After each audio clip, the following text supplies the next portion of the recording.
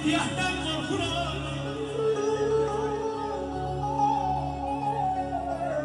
Haq yolunda pünhanla aşır, haq yolunda bir günahım olmadı, yer içində bir qaflətdən qorxuram.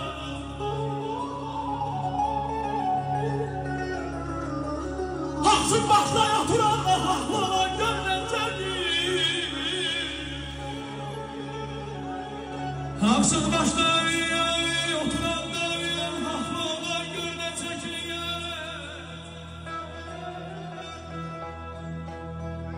Doğru satayan şişənlərin taxtı olan görməcədir. Susay gördüm ürəklər ağlardaş, solay gördüm çiçəklərim valla, polaq gibi biləklərim valla olan görməcədir, görməcədir.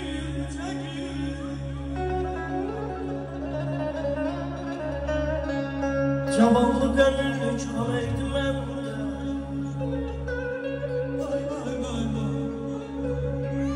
cavanlı gönüllük halaydı məndə. Ne devletim ne de varım olaydı.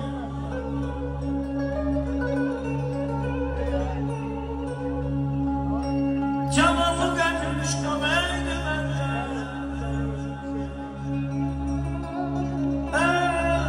Ne devletim ne de varım olaydı. Düşmezsin arkasınca her defasızım.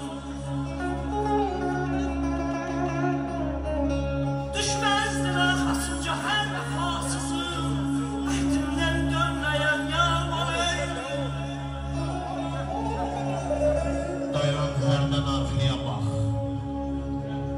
Gelen insan geden konak. Ya şam olub ya da çıraq ərdinsə yaşamısan. Od yollarda, su yollarda, günahım var yu yollarda. Sürünmədim bu yollarda, yeridinsə yaşamısan. Şər ilandır, şər əfidir. Saflıq ömrün şərəfidir. Doğru görüm şərəfidir, qorudunsa yaşamısan, yaşamısan.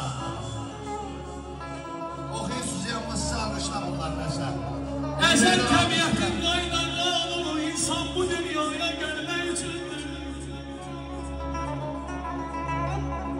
Qəlbində məhəbbət, beynində şuur, yaxşı yalan sezmək üçündür. Hərə bir taxt qurub şahlıq eyləyir, gündə bir qanun uydurma qardaşlar, haqqam deyil. Kümüryan gəzmayen bir kimi zərgəyin, tarihi qardeşin, gülmək üçündür Zeynəb ay pünhan qardaşım. Nədir hər yerdə, en qırğın silahı kəşf olur gündə, bəs onlar bir mülkü vaxtı gələndə, yaralar arasında yerdə yüzündür. Vay vay vay vay, ay vay vay vay. Su gələr axar gedər, durmalar qatar gedər.